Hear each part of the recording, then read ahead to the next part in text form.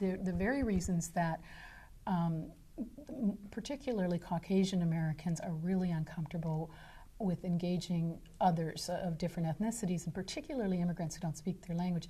Often it's not as much frank bigotry or even bias, it's fear that you're going to offend. Right. So you were, forgive me, but kind of tripping all over yourself, offending these students, and then how did they react? You know, I think for the most part they were very gracious. I remember very, very few incidents when anyone was angry. But they would point out to me and sometimes laugh and say, "Teacher, don't say that.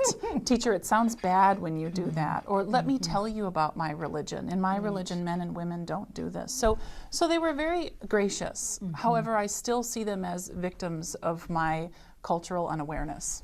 And why victims? Because I know that the experiences that they had with me were just one of many experiences that they had in their surroundings. And these experiences were that of lack of respect, for example, to call someone over, many Spanish speakers and many Africans as well, if you were to call someone like this, this is also insulting, right? And I did that, and others would do things like this. And so I think I was just one of many people that were not seeing them for who they were.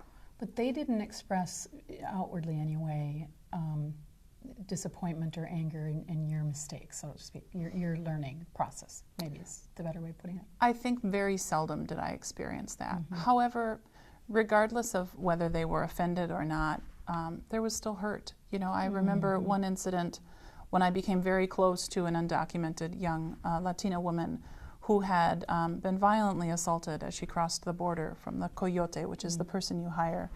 And I sat with her at her meetings with the social worker, and I helped translate. So I knew all of her stories, and I knew that she was very fragile. And I had to leave for a couple of weeks to complete a student teaching placement, and I wasn't able to let her know that I was leaving. And when I came back, I walked up the stairs, and I saw her waiting for me, looking down at me with her wrists bandaged. She had attempted suicide. And she said to me, "Miss Michelle, where were you?" So I did something wrong here, right? I didn't understand how much this young person was depending on me, what I meant to her, and how I needed to communicate with her. Wow. So this is typical of teachers sometimes. I think teachers understand, regardless of what realm they're in, they understand their importance, and yet they sometimes, certainly in the daily grind of work and having to get so much done, you can forget that you're that important to someone. And how do you even know that? I mean, how would you have known that? You know, what I tell my teacher candidates, because I work in preparing teachers, is to fill yourselves full of stories.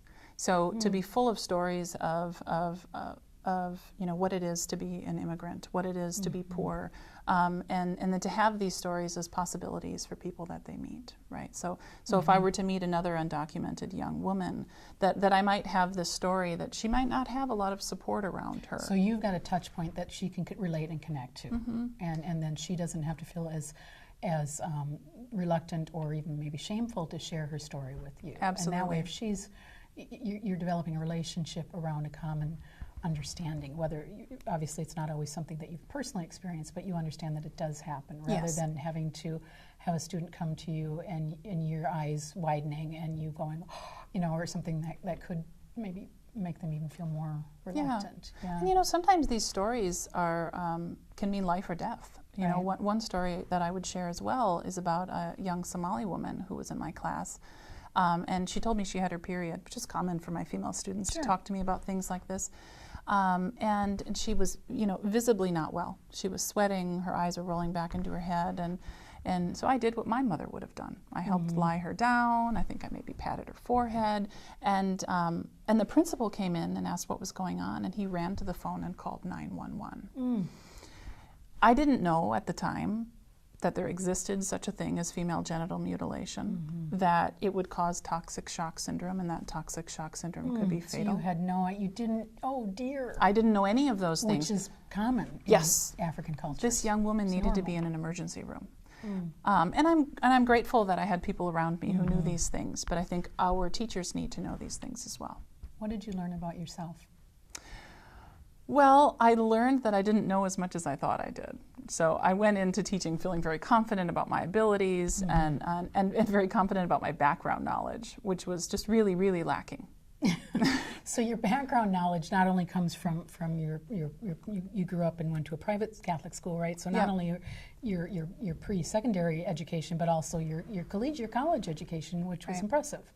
You went to St. Thomas University in St. Paul, and then on to Hamlin, both good, particularly in this state, some very impressive and important communities or schools, colleges in Minnesota. Good places, and yet even with two good educations or two good degrees, you were woefully unprepared? You know, So I studied abroad in Spain as an undergrad, and I had such a wonderful experience with the language and, you know, and the scenery and the people, and I came back thinking, gosh, I want to work with people from other places. But the element that was missing in my experience in Spain was that I didn't experience or see any poverty.